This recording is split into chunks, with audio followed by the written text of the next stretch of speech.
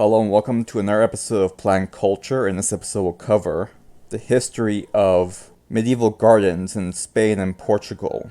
Specifically the gardens of Al-Andalus, which were the gardens of Italy and Portugal during the Caliphate occupation. The paper by Wendy Davis, which I'm drawing from, uses archaeobotanical evidence in combination with written records to paint a picture of what was going on in Italian and Portuguese gardens during the 9th and 10th century AD. The earliest known accounts of the Islamic conquest of Spain and Portugal is the 11th century work by Ibn Hayyan, which details many garden aspects within the Caliphate gardens. In the common translations, it was found that in Cordoba, Spain, there was sugarcane being grown directly within that climate area or close by to it, indicating that the gardens of Spain, while under Islamic rule, grew sugarcane.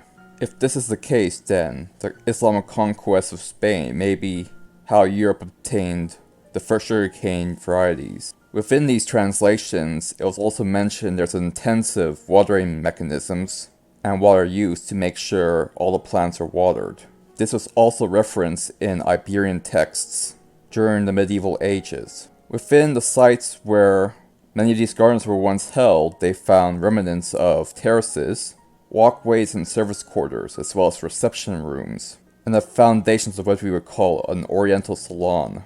There's also various descriptions of the different gardens commonly grown by Islamic kings and rulers, such as pavilions with big enough buildings for horses, descriptions of olive and fig trees, and a reference to something called the Rose Gate. These gardens were, however, only for kings and their officers, not for regular Joes. A writing by an Iraqi merchant of that time period, specifically the 10th century, mentions the appearance of violets and figs, mentioned various types of fruit trees within the region, specifically Toledo, Spain.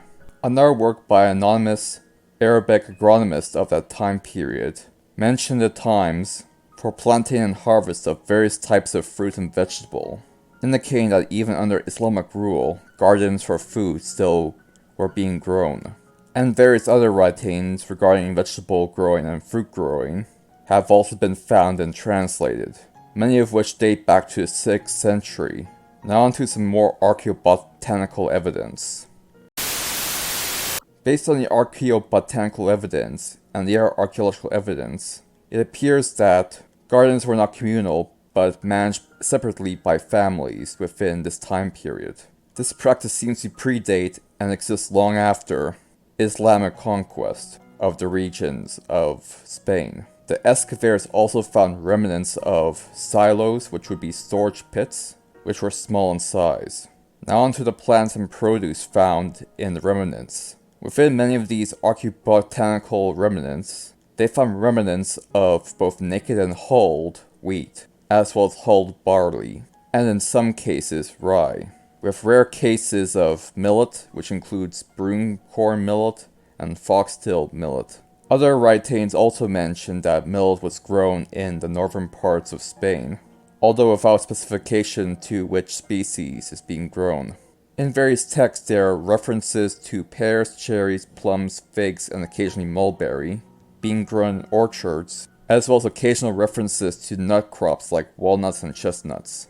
This appears to be consistent with Dr. Andrew Watson's argument that the first known Green Revolution was introduced in the Middle Ages by the Arabs, although later evidence seemed to discredit some of Dr. Watson's claims, because while some new species were introduced to Spain during the 10th century by the Arabs, a larger amount of plant introductions occurred after the invasion was concluded and the Arabs left Spain. But the Cordoba calendar also mentions other crops that are grown in 10th century Spain and Portugal, which include rice, sugarcane, bananas, and carrots and lettuce, as well as various ornamentals like roses, violets, and jasmine, and one of my favorite vegetables, onions.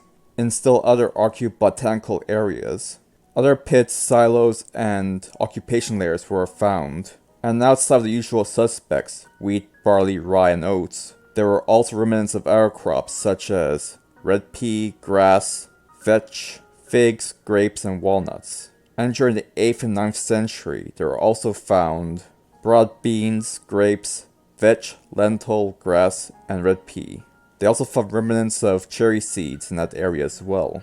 And in certain Christian sites that predate the Islamic invasion, they also found remnants of various fruits and vegetables such as fig and olive being the most common. But otherwise, the same range of fruit varieties were found in Christian times as they were in Islamic time periods. So at least in terms of fruit, Islam did not add very much to it. The cereal range in pre-Islamic sites, such as old Christian sites, are roughly identical to what were found after the Islamic invasion.